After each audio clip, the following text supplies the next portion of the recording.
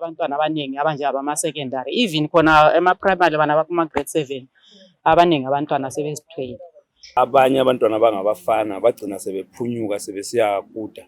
Abanathi abakafunda, abanathi abanoziva vele akuna.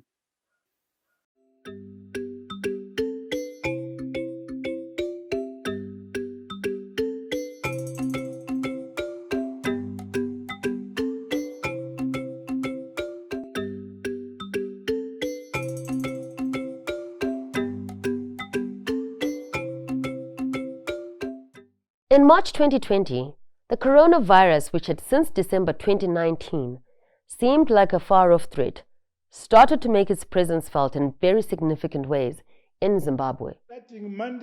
President Emerson Mnangagwa's government moved in to preemptively avoid the spread of the virus by enacting a hard lockdown. Zimbabwe will be under a total Among other life-changing inconveniences associated with the lockdown was the closure of schools. It was indefinite. The return to schools had several false starts as COVID-19 was unrelenting. At the end of the year, students wrote exams. When the results came in, it was clear no learning had happened for many.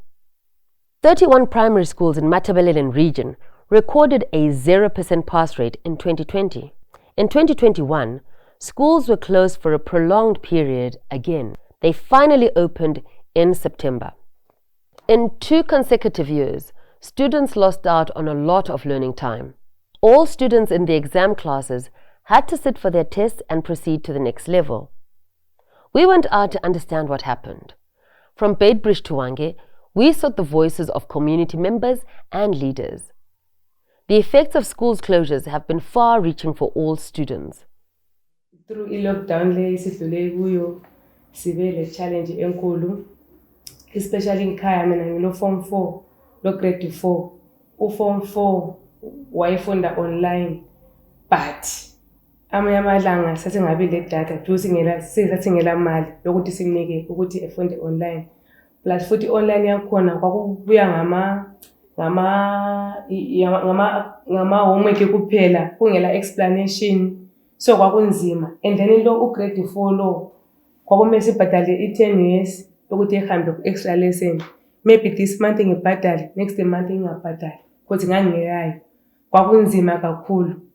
Wesu grade 4 lo wayitshakale dlala mina singambhadalelanga ku extra lesson, so sathwala nzima kakhulu. Ndari COVID ichithoma nerari kuomborera uri mini ndichiti chinozoita chipinga chitukutuku uraveresera utoma uchifi 21 days raravesera rara ndichiti zvinopira mara zvodova zvakanya zvichiengedziwa madhuva akoswa hana achiya zvauri zvasvikorikonzera rudzire navana ndoni ngauri vana vachivopesera vachivoita zvinhu zvisombofanira ende raomborera uri maybe zvoraro vana vadoitani vadha vachikofunda online mara vana vavodzura rinavo yova challenge kurwa nekavorini. The biggest concerns for a lot of people in the region are teenage pregnancies and school dropouts, which means that some will fall out forever. Abantwana abaningi kakhulu abamankazana bagcina sebezithwele. Kukathi mina lapha ngivela khona ngale eGwanda North. I think sonke sizavumelana ukuthi indawo leyana indawo elegolide. Abanye abantwana bangabafana bagcina sebephunyuka sebesiya kuda. Sebesiyadinga imali ngoba basebehlezi bengenzi lutho. Enye into engayinanzelelayo futhi engani yaqhela kakhulu. Abantwana abaningi besebetholakala benatha utshwala kakhulu sokudlula phose abantu abangathi ngabantu abadala. Ngoba bona vele utshwala anti isikhathi esiningi umuntu obunathe butshontshe ugcine bunathe edlula lo oyabe engani ubuvunyelwe. Silohlupho kakhulu ebantwaneni besikolo ngoba abantwana besikolo bahlale isikhathi eside bengafundi. Njalo ukungafundi kwabo kubahlukuluzile kakhulu labo abantwana. Njalo lathi abazali kusihlukuluzile ngenxa ukuthi abaningi abantwana vele abasekho ezimeni eziright. Ngithi for especially njengalaba ngathi sebekhulile mbijana hayi. Athe sesibili ukuvula kwabo this week abantwana abaningi abanje abama-secondary, even khona ema-primary bana bakuma-grade 7 abaningi abantwana sebezithwele. Yiko kusenze kwasihlukuluza kakhulu labantwana kubahlukuluza ngezimo zabo beyenza into bengakafiki esimeni sokuthi bengakwenza. If could check maybe on the percentages in terms of unwanted pregnancies, they were on the increase.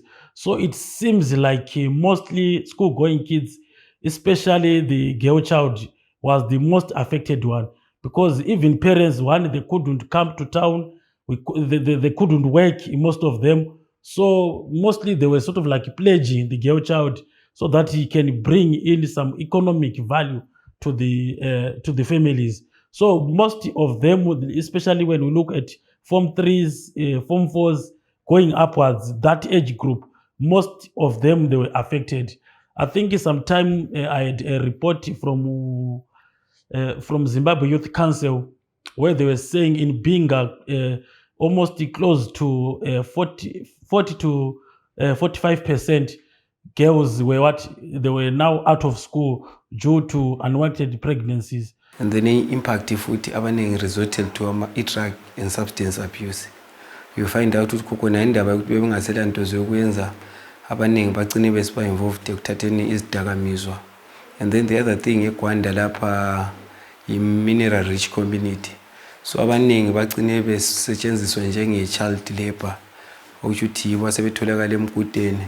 And the other thing bebancane kunjalo kulula ukuthi kokhona besetshenziswe be-influence.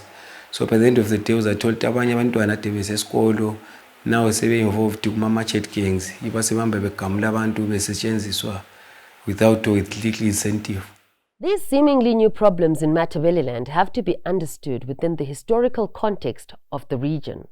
For others, the severity of the current challenges makes sense when you understand the long-standing education sector deprivation in Matabeleland.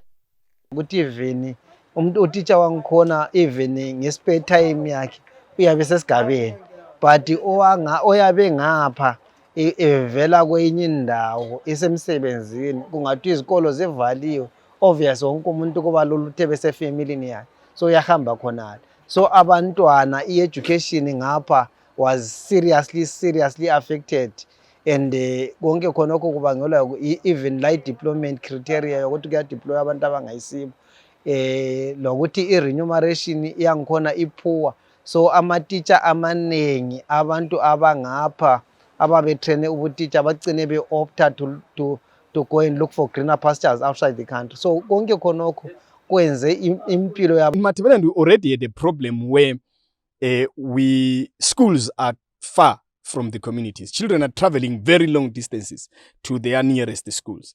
We also had a problem of language of instruction in schools, that most of the teachers in the schools were not speaking the language of the child. So there was instructional kind of breakdown even in the schools. We go further.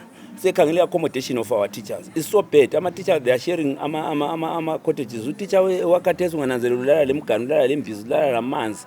Ulala nxa ukuthi labantwana bakaba abafana lonkazana babe belala endaweni njalo. So uqala ama-results avela sozaphume khonapho. And the problem is la eMatabeleland. First and foremost, angikhangelele khona, ngikhangelele ukuthi let's invest on infrastructural development. That's the way to go. As the lockdown was extended, government encouraged schools and students to take up online learning. Radio lessons were also crafted for local radio. Some private schools had already set up online learning, and they did what they could online. True to its form, technology has a way of showing divides in different ways. Access was the most visible layer of exclusion. Those in rural communities were left behind. In urban areas, the poor and vulnerable were in a similar situation. Education quickly became a social and economic class privilege.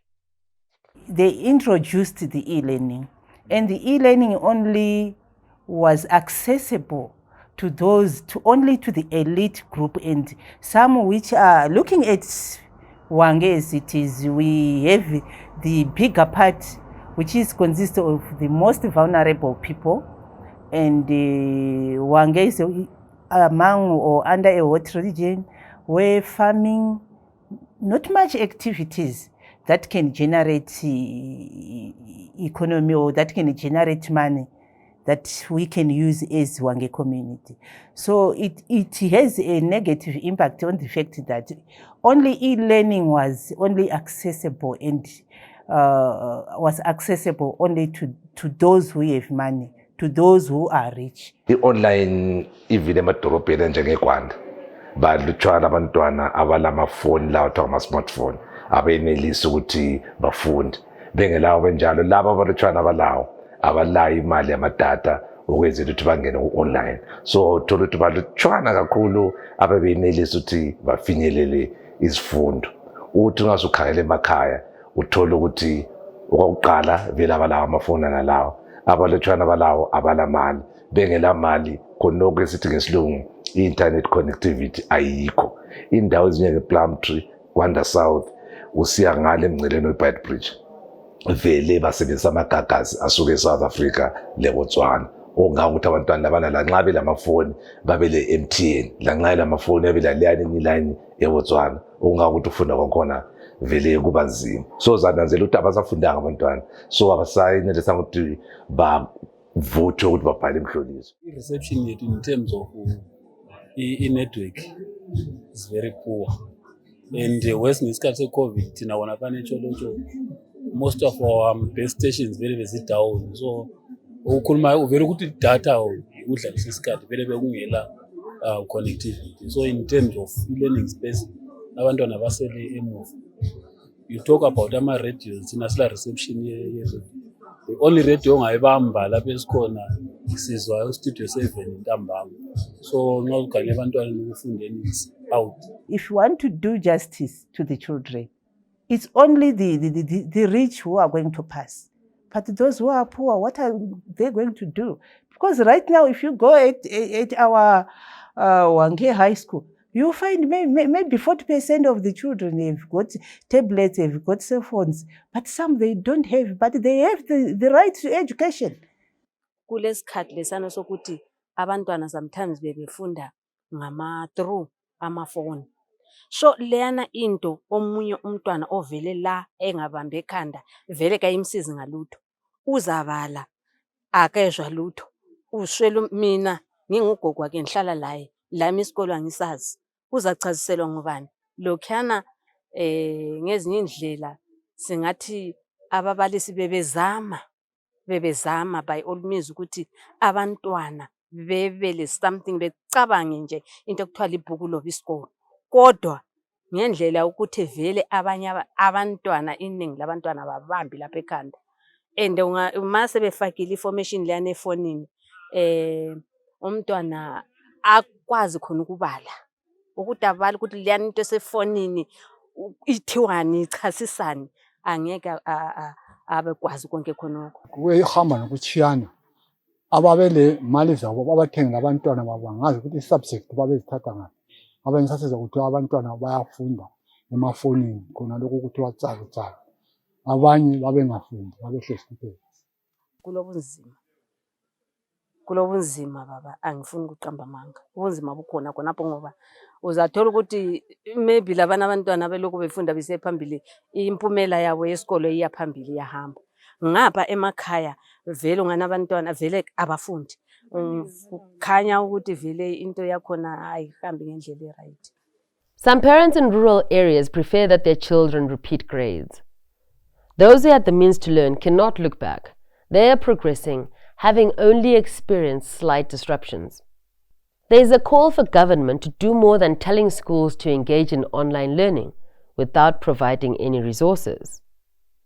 For some parents, from this crisis, there has to be a way of picking up the pieces. On its own, government failed even to assist the children, failed even to assist the schools with a certain budget for the schools to have data, such that they can say tomorrow, you have everything what it takes for you to have e-learning. Thina njengezakhamizi besicela ukuthi khona sincediswe khona lokho ukuthi khona njengoba abantwana bezithwele kathesi kungaba njani ukuthi nxa sebebelethile ngabe kuvumalakala ukuthi bebuyele esikolweni ngoba abanye ngabantwana kade sikhangelele ukuthi babe bright, umntwana yabo ezaphuma le something kusasa, but yabe sedisturbekile empilweni yakhe. Abangabafana vele abakhuzeki, bayachova amakhasi, abanye babhema imbanje ezitolo lapha sekuyibo abadala abanatha utshwala. Sokumele thina maybe labantu abaku-diaspora sibambeni nzima sibone ukuthi lihle abantwana bakhona, maybe bona abaform 4 maybe basincedisele abantwana bethu, ngoba maybe during i-spare time sesifana sona ukuthi maybe kube kulabo COVID bakwanisa lokho babe njani babe befundisa abanawo that sihlanganeni sibambeni ama-resolve one time sifundiseni abantwana. At the same time bona abaku-diaspora ngona sincedisaneni sizameni usakheni ama-science labs ngoba asila ungakhangela etsholo nce i-1. So just imagine district yonke wethu almost 25 secondary schools, but out of all those 25 kule sikole esiyi-1 isiproduce ama-science lab. Uzananzela ukuthi vele okuqhakathekileyo ukuthi nxa kulento enje abantu bahlale phansi babonisane, kube laloko ukuthi yi-participatory engagement lapho abafundi, ababalisi, ingcwethi zezemfundo zihlangane zihlomisane lohulumende ukuthi kungaqhutshwa ngendlela enje. Kodwa isimanga kathesi yokuthi uhulumende nguye uyabe esitsho ukuthi izikolo zivulwa nini. Ama-organization njenjabo Zimta, o-PTUZ, lezi inhlanganiso zabatitsha kazibizanga ukuthi linalibona njani. As long as ungabizanga zenazana ingcwethi uzaphuma lo mcijo ongahambelani nomumo nalo. So uhulumende it's high time kumele athi engage ama-stakeholders kube sokuphuma imbono eqonda ukuthi nxa sisemumweni enje abantwana bangafunda ngendlela enje. The parents who are supposed to stand up for their children, they are keeping quiet, as if nothing is happening, as if the children are supposed to speak for themselves. 2021 is another year gone. Examinations have been written. Just like in 2020, not much teaching and learning happened for the underprivileged. Are results expected to be any different? Maybe the children need to start up and rise up against their own parents. Maybe that's what we need, where children start questioning their parents and demanding accountability from their parents.